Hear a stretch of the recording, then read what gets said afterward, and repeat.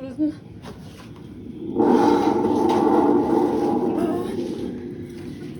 Min mave rumler. Jeg kunne spise en hel landsby.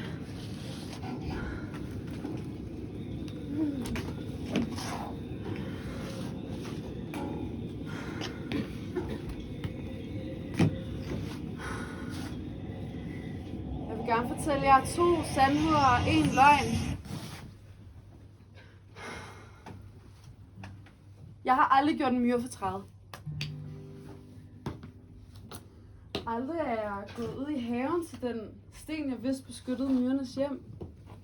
Løftede den og set myrerne fare forvildet omkring. Udset mig en. Fangede den i en stråle fra solen. Det gav mit forstørrelsesglas intensiveredes i tusindvis af grader. For se myren trække sig sammen. Dens hjerte smelte bort. Aldrig er jeg vendt tilbage til samme sten for at løfte den igen.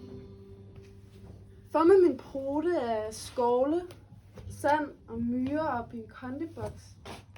Læg låg på med lufthuller naturligvis. For at glemme alt om kondiboksen i 3 dage. Kom i tanke om den igen og se myrernes nye residens. Fyldt af kældre, tunneller og rumraketter. Men i et uforsigtigt øjeblik at sætte deres nye verden så meget bevægelse, at alt gik tabt. Deres nye verden tabt.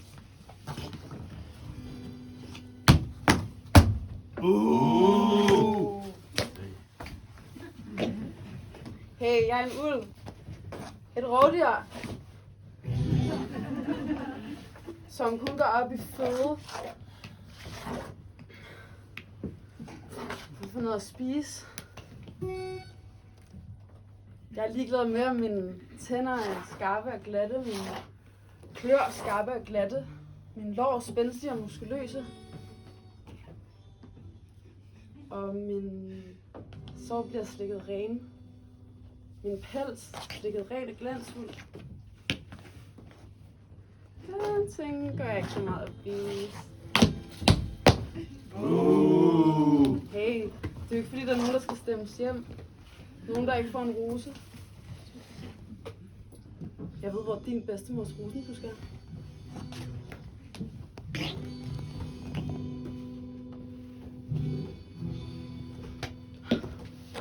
Jeg er en ulv.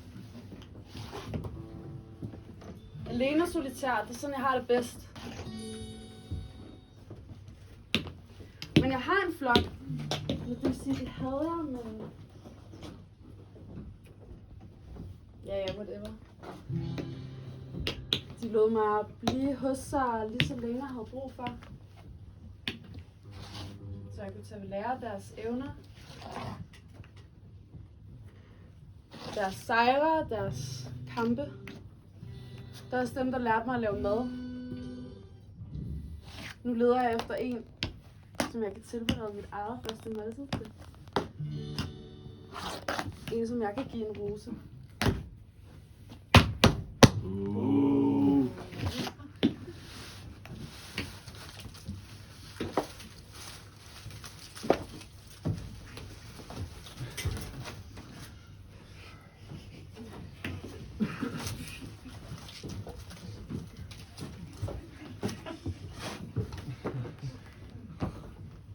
Jeg kan jo ikke stole på et ord af, hvad du siger.